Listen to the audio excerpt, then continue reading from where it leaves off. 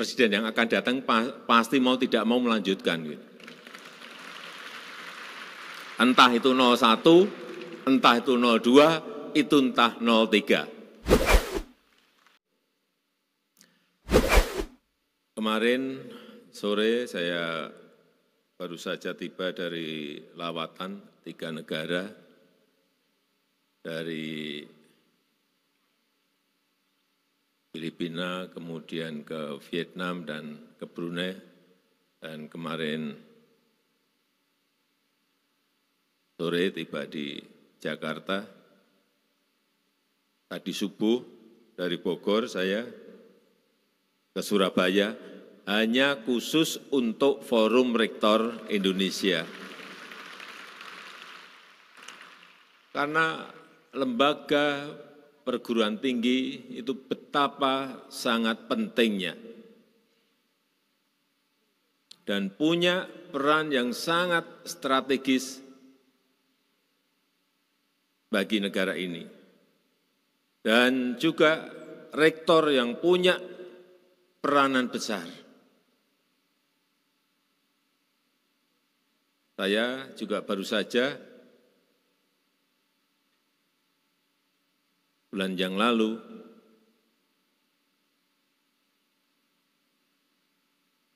datang ke Amerika, kemudian pergi ke 2 perguruan tinggi, tidak usah saya sebutkan nama universitasnya, di Washington DC dan di San Francisco. Saya masuk, dan saya lihat apa yang ada di pikiran saya. Betul-betul saya kaget, karena yang saya lihat lebih dari separuh mahasiswanya itu dari Tiongkok, dari RRT, dari China.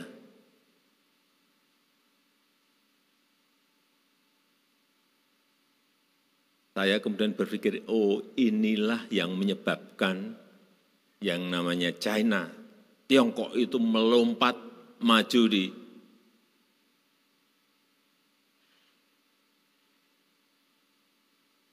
(20 tahun terakhir ini dan melampaui negara-negara yang sudah maju. Yang saya lihat kedua, siapa ini mahasiswa yang paling banyak? India. Saya cari lagi mahasiswa dari Indonesia. Dan enggak. Ternyata ada 5. Sangat kecil sekali. Kemudian saya dibawa ke fakultas jurusan robotik dan AI. Yang saya lihat sama, lebih dari separuh mahasiswa yang ada di situ, itu dari Tiongkok, dari RRT. Artinya mereka belajar AI, mereka belajar robotik, robotik untuk laut dalam, robotik untuk agri, robotik untuk medik, untuk manufacturing, semuanya mereka belajar.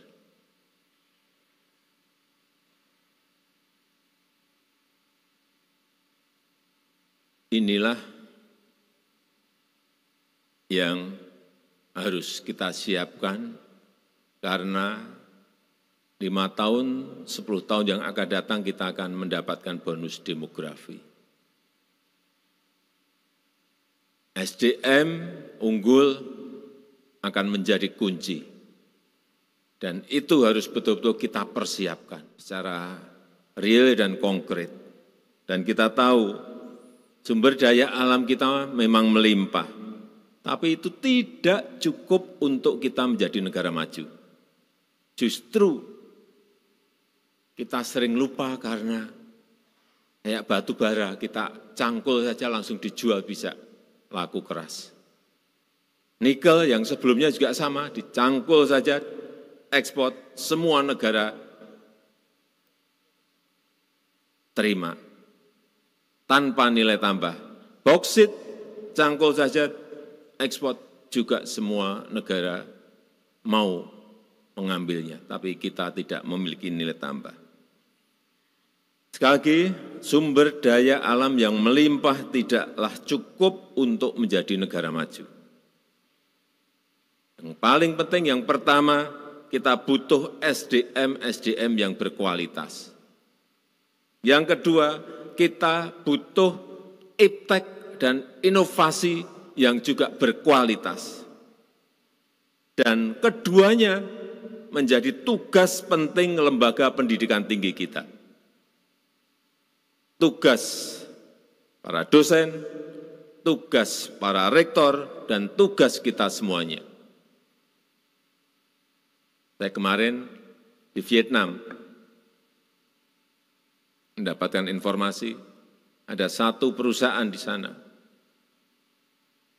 R&D-nya memiliki 2.400 peneliti. Ini swasta. Begitu mereka sangat menghargainya yang namanya riset. Termasuk Tiongkok juga sama. Ada yang satu perusahaan yang saya tahu memiliki 24.000 riset. Per riset. Vietnam, ini income per kapitanya kira-kira 4.300 US dollar. Kita sekarang sudah kira-kira 5.100. Padahal mulainya Vietnam di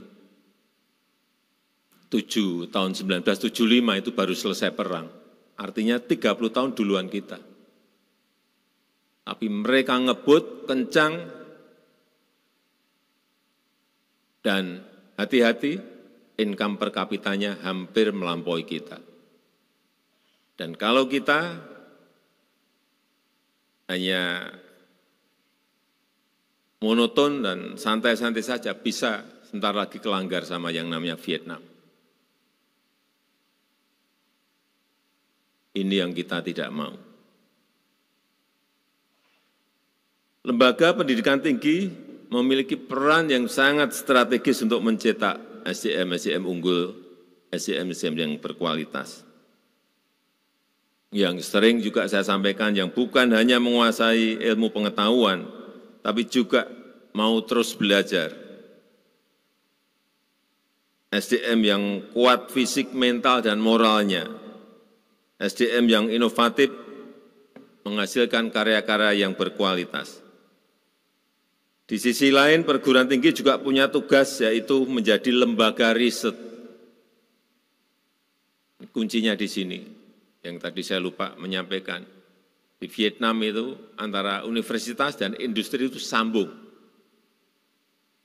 Desain besarnya pemerintah, kemudian universitas, industri itu bisa sambung semuanya. Itu yang luar biasa. Saya ulangi, perguruan tinggi juga punya tugas mulia, yaitu menjadi lembaga riset karena memiliki dosen yang sangat banyak, baik S1, S2, S3, dan juga tenaga peneliti, serta puluhan ribu mahasiswa untuk pengembangan iptek kita. Dan berinovasi untuk memecahkan masalah-masalah bangsa. Oleh karena itu, saya akan memerintahkan kepada BRIN untuk menjadi orkestrator penelitian bersama Bappenas untuk merancang kebutuhan riset kita, untuk menjawab tantangan yang akan kita hadapi itu apa, dan untuk memanfaatkan peluang-peluang yang ada di depan kita itu apa. Dan yang paling penting, kuncinya ada di perguruan tinggi, bukan di BRIN, tapi di perguruan tinggi risetnya. Itu yang harus mulai kita geser. Orkestratornya boleh dari BRIN, tetapi perguruan tinggi peran untuk riset dan development-nya harus betul-betul diperkuat. Artinya lagi, Pak Nadiem, anggarannya diperbesar.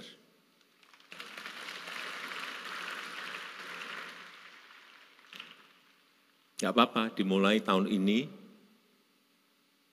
nanti kan sudah ganti presiden.